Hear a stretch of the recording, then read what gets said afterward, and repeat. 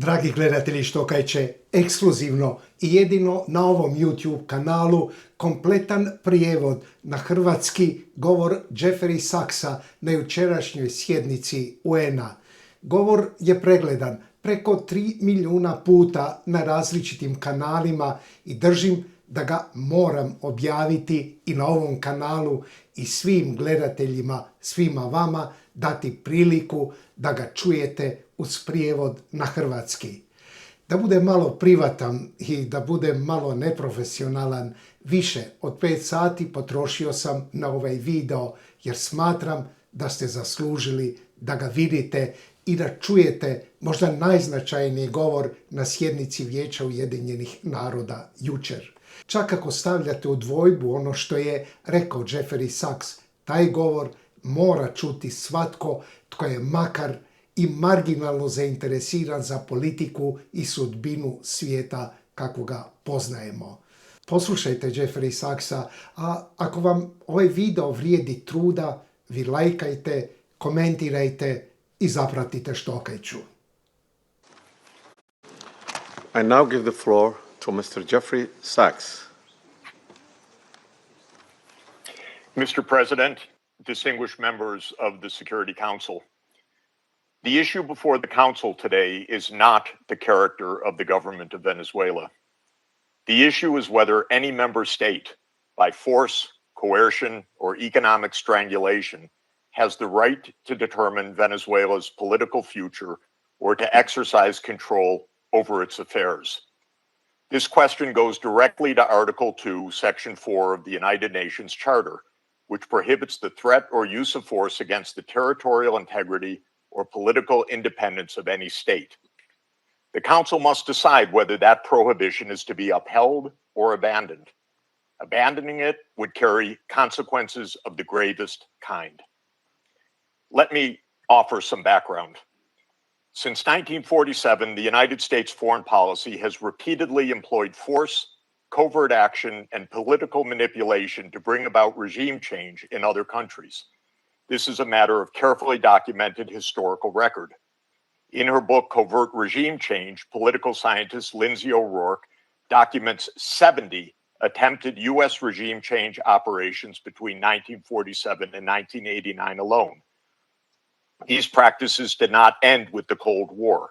Since 1989, major United States regime change operations undertaken without authorization by the Security Council have included, among the most consequential, Iraq 2003, Libya 2011, Syria beginning in 2011, Honduras 2009, Ukraine 2014, and Venezuela from 2002 onward.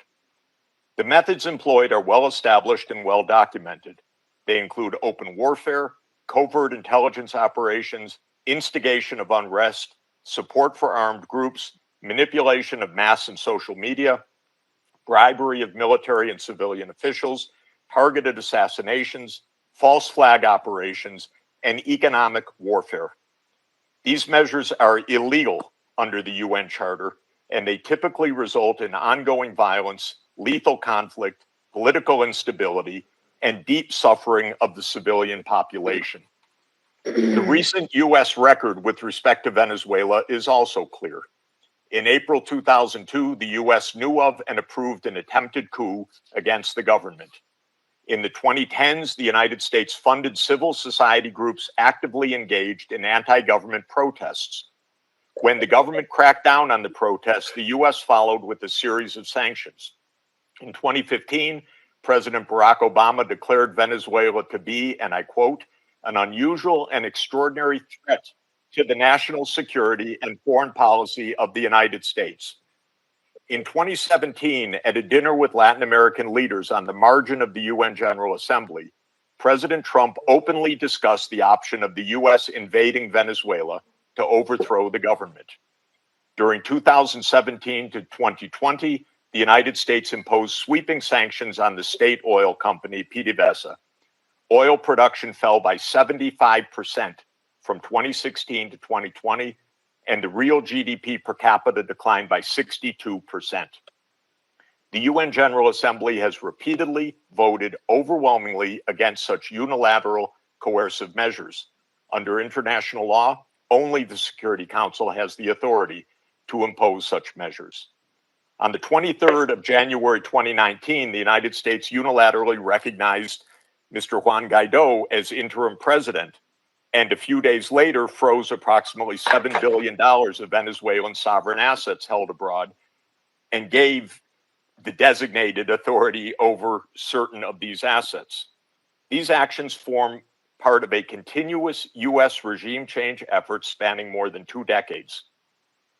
In the past year, the United States has carried out bombing operations in 7 countries, none of which were authorized by the UN Security Council, and none of which were undertaken in lawful self-defense under the Charter. The targeted countries include Iran, Iraq, Nigeria, Somalia, Syria, Yemen, and now Venezuela. In the past month, President Trump has issued direct threats against 6 UN member states, including Colombia, Denmark, Iran, Mexico, Nigeria, and of course, Venezuela. Members of the Council are not called upon to judge Nicolas Maduro. They are not called upon to assess whether the recent U.S. attack and ongoing naval quarantine results in freedom or in subjugation.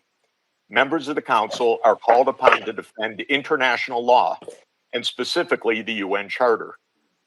The realist school of international relations, articulated most brilliantly by John Mearsheimer, accurately describes the condition of international anarchy as the tragedy of great power politics.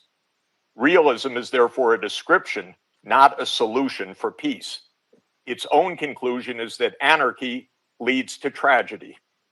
In the aftermath of World War I, the League of Nations was created to end the tragedy through the application of international law.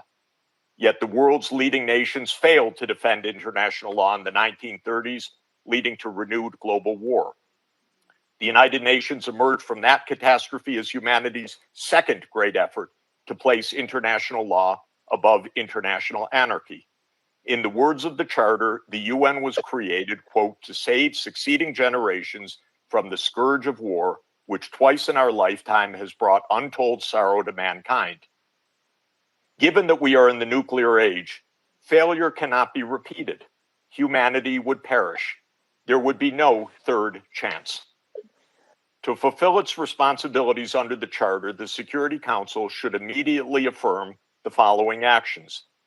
The United States shall immediately cease and desist from all explicit and implicit threats or use of force against Venezuela.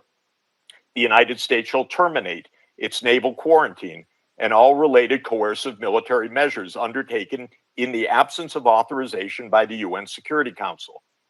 The United States shall immediately withdraw its military forces from within and along the perimeter of Venezuela, including intelligence, naval, air, and other forward deployed assets positioned for coercive purposes. Venezuela shall adhere to the UN Charter and to the human rights protected in the Universal Declaration of Human Rights. The Secretary General, I recommend, should immediately appoint a special envoy mandated to engage relevant Venezuelan and international stakeholders and to report back to the Security Council within 14 days with recommendations consistent with the Charter, and the Security Council should remain urgently seized of this matter. All member states should refrain from unilateral threats, coercive measures, or armed actions undertaken outside the authority of the UN Security Council. In closing, Mr. President and distinguished members of the Council, peace and the survival of humanity depend on whether the United Nations Charter remains a living instrument of international law or is allowed to wither into irrelevance. That is the choice before this Council today. Thank you very much.